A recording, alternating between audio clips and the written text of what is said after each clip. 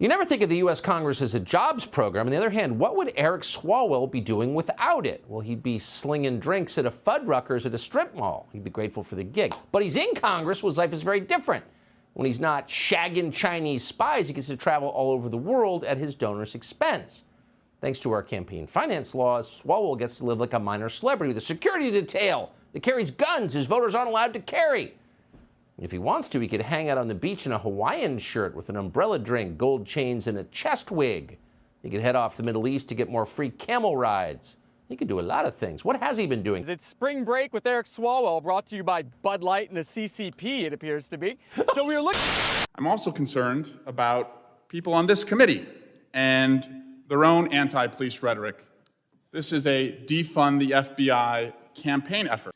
I'm also concerned about people on this committee and their own anti-police rhetoric. This is a defund the FBI campaign effort. A few moments later. That was quite entertaining from someone that had a sexual relationship with a Chinese spy, and everyone knows it.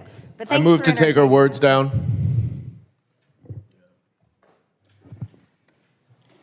Completely inappropriate. Yeah, stand by just a second while we research the rule. Give me just a second. Moments later. A motion has been made. The gentleman will, the committee will suspend, and the gentleman will state the words that he wishes taken down.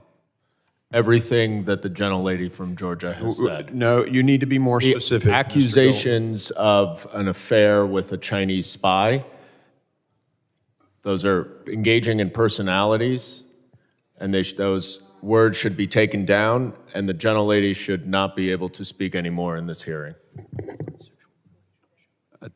That is not the latter part of that is not an appropriate motion, but we will evaluate the striking of those words. Give me just a second. Moments later. The chair recognizes the gentlelady from Georgia and asks if she would like to retract those words. No, I will not.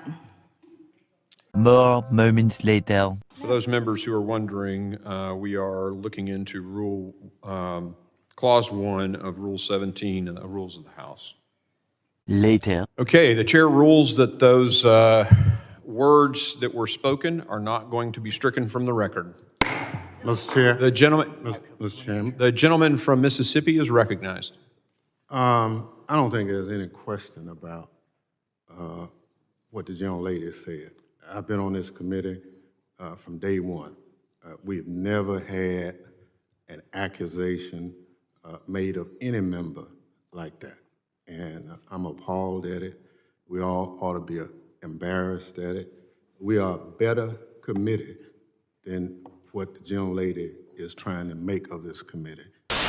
In our country, as a country. Yes, that's evidence of collusion. That is an entanglement with the country that is not our friend. And I think some of the best evidence, if you're looking at, is there a quid pro quo?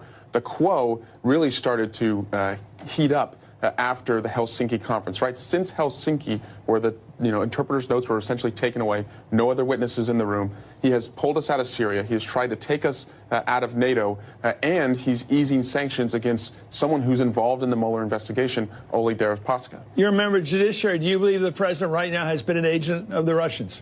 Yes, I think there's more evidence than he is. Yes, and I think all the arrows point in that direction, and I haven't seen a single piece of evidence that he's not. An agent like in the 1940s where we had people who were Reds, to use an old term, like that. In other words, working for a foreign power. He's working on behalf of the Russians, yeah.